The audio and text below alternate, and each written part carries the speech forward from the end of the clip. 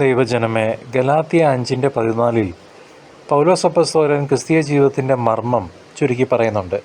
കർത്താവ് പറഞ്ഞു, നിൻ്റെ സഹോദരനെ നിന്നെപ്പോലെ തന്നെ സ്നേഹിക്കണം. ഈ ഒറ്റ വാക്യത്തിൽ സകല ന്യായപ്രമാണവും അടങ്ങിയിരിക്കുന്നു. ഈ വചനം നമ്മെ ഓർമ്മിപ്പിക്കുന്നത് ബാഹ്യമായ നിയമങ്ങളെക്കാൾ ആന്തരികമായ സ്നേഹമാണ് ദൈവത്തിന് പ്രിയങ്കരം എന്നതാണ്.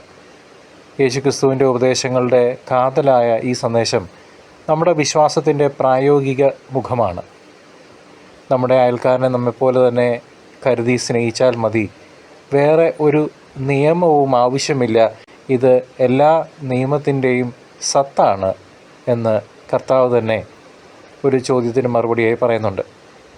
സഹോദരങ്ങളെ, ഈ സ്നേഹം വെറും ഒരു വികാരമല്ല, മറിച്ച് പ്രവൃത്തി പദത്തിൽ വരേണ്ട ഒരു ഉറച്ച തീരുമാനമാണ്. ഇത് സ്വാർത്ഥതയെ അതിജീവിച്ച് മറ്റുള്ളവരുടെ നന്മയ്ക്കായി പ്രവർത്തിക്കാനുള്ള ഒരു ആഹ്വാനമാണ്. ഈ സ്നേഹം നമ്മുടെ കുടുംബത്തിൽ നിന്നും സമൂഹത്തിലേക്കും രാജ്യത്തിലേക്കും പടരണം. നമ്മുടെ ചുറ്റുപാട് മറക്കരുത്. ജാതിമതഭേദമന്യേ ഒരു വ്യത്യാസവുമില്ലാതെ എല്ലാവരെയും സ്നേഹിക്കാൻ നമുക്ക് സാധിക്കണം. ക്രിസ്തുവിൻ്റെ സ്നേഹം നമ്മുടെ ജീവിതത്തിൽ പ്രായോഗികമാക്കുമ്പോൾ മാത്രമേ നമ്മുടെ ഓരോരുത്തരുടെയും വിശ്വാസം പൂർണ്ണമാകും. നമ്മുടെ ഓരോ പ്രവൃത്തിയും ഈ സ്നേഹത്തിൽ അധിഷ്ഠിതമാകട്ടെ.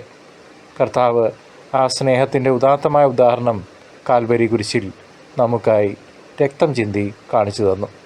മറ്റുള്ളവരുടെ ആവശ്യങ്ങൾ നമ്മുടെ ആവശ്യങ്ങളായി കാണാൻ നമുക്ക് സാധിക്കണം. അവരെ സഹായിക്കുവാനും ആശ്വസിപ്പിക്കാനും നാം എപ്പോഴും സന്നദ്ധരാകണം. പരസ്പരമുള്ള ഈ കരുതലും സ്നേഹവുമാണ് സഹോദരങ്ങളെ ഒരു യഥാർത്ഥ ക്രിസ്തീയ സമൂഹത്തെ വാർത്തെടുക്കുന്നത്. അത് മാറ്റിവെച്ച് നമ്മൾ ധ്യാനത്തിനും പള്ളിയിലും പിൽഗ്രിമേജിനും ഒക്കെ പോയതുകൊണ്ടൊരു കാര്യമില്ല. അത് വേദോസ്തുതി പറയുന്നുണ്ട്, പ്രവൃത്തികൾ കൂടാതെയുള്ള വിശ്വാസം നിർജീവമാണ് എന്ന്. ഇന്ന് പല ക്രൈസ്തവ സമൂഹങ്ങളും നിർജീവമായിക്കൊണ്ടിരിക്കുകയാണ്. വല്ലാത്തൊരു സ്ഥിതിവിശേഷമാണത്. അതുകൊണ്ട് കർത്താവ് നൽകുന്ന സ്നേഹം, നിന്നെപ്പോലെ നിൻ്റെ അയൽക്കാരനെ സ്നേഹിക്കുക എന്ന സ്നേഹ സന്ദേശം, അതിനു മുകളിൽ വേറൊരു നിയമവുമില്ല സഹോദരങ്ങളെ. അതെല്ലാറ്റിനും മീതെയാണ് എന്ന് കർത്താവ് തന്നെ നമ്മോട് പറഞ്ഞിരിക്കുകയാണ്. അങ്ങനെ ദൈവവചനത്തിൻ്റെ വെളിച്ചത്തിൽ സ്നേഹത്തിൻ്റെ ആ പൂർണ്ണതയിലേക്ക് നമുക്ക് വളരാം. അതിനുവേണ്ടി ഓരോ നിമിഷവും നമുക്ക് ആത്മാർത്ഥമായി പരിശ്രമിക്കാം. നമ്മെപ്പോലെ തന്നെ നമ്മൾ അയൽക്കാരെ നമുക്ക് സ്നേഹിക്കാം.